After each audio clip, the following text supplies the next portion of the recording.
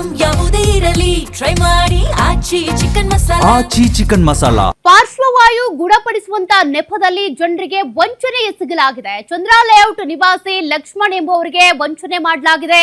ಪಾರ್ಶ್ವವಾಯುವಿಗೆ ಚಿಕಿತ್ಸೆ ಪಡಿತಾ ಇದ್ದಂತ ಲಕ್ಷ್ಮಣ್ ಪಾರ್ಶ್ವವಾಯುವನ್ನ ಗುಣಪಡಿಸುವುದಾಗಿ ಅಪರಿಚಿತರು ವಂಚಿಸಿದ್ದಾರೆ.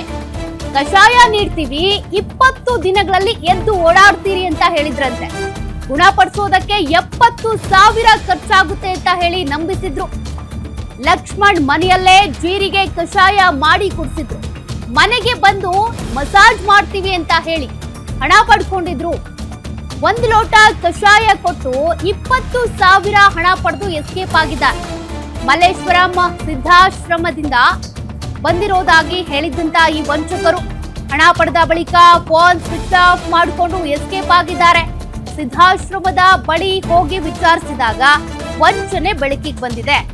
ಚಂದ್ರ ಲೇಔಟ್ ಠಾಣೆಗೆ ದೂರು ನೀಡಿದ್ದಾರೆ ಲಕ್ಷ್ಮಣ್. ಪಾರ್ಶ್ವವಾಯು ಗುಣಪಡಿಸ್ತೀವಿ ಅಂತೇಳಿ ಹಣ ಪಡೆದು ವಂಚಿಸಿದ್ದಾರೆ.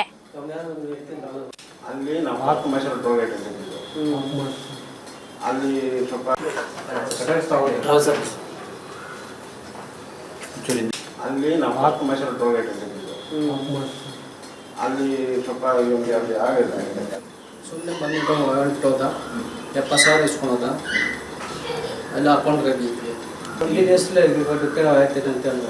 ಸ್ಟ್ರೋಕ್ ಆಗೈತೆ ಅಂತ ಅವನೇ ವಿಚಾರಿಸ್ಕೊಂಡು ಬಂದವನು. ಸಿದ್ಧಾಶ್ರಮ ಅಂತ ಮಲ್ಲೇಶ್ವರ 70 ಕ್ರಾಸ್. ಬರೀ ನಾನು ಕಷಾಯ ಕೊಡ್ತೀನಿ ಅಂತ ಕೊಟ್ಟ.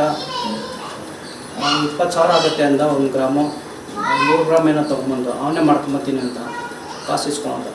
ಅದನ್ನು ಯಾವ ಥರ ಸೇವನೆ ಮಾಡೋಕ್ಕೆ ಜೀರಿಗೆ ಕಷಾಯದಲ್ಲಿ ಹಾಕ್ಕೊಟ್ಟ. ಅವನು ಡೈಲಿ 1 ಸ್ಪೂನ್ ಕುಡಿಬೇಕು, ಬೆಳಗ್ಗೆ ಸಾಯಂಕಾಲ ಅಂತ. 20 ದಿವಸದಲ್ಲಿ ಓಡಾಡ್ತೀರ ಅಂತ 5 ಡೇಸ್ ತಗೊಂಡೆ, ಏನಾಗಿಲ್ಲ. ಈಗ ಫಸ್ಟು ನಾವು ಮೈಸೂರು ಟೋಲ್ಗೇಟ್ ಹತ್ರ ಕಸ್ತೂರ್ಬಾ ನಗರದಲ್ಲಿದ್ದಿದ್ದು. ಸ್ಟ್ರೋಕ್ ಆದಮೇಲೆ ನಾವು ನಿಮಾನ್ಸಿಗೆ ಸೇರಿಸಿದ್ದು. ನಿಮಾನ್ಸಲ್ಲಿ ಅವ್ರು ಹೇಳಿದ್ರು ಔಷಧಿ ಎಲ್ಲ ಕೊಟ್ಟರು, 10 ದಿವಸ ಮನೆಯಲ್ಲಿ ಮಾಡ್ಕೊಳ್ಳಿ ಅಂತ. ಆಮೇಲೆ ಇಲ್ಲಿ ಫಿಸಿಯೋಥೆರಪಿನ ಕರೆಸಿ ಡೈಲಿ ಮಾಡಿಸ್ತಾಯಿದ್ವು.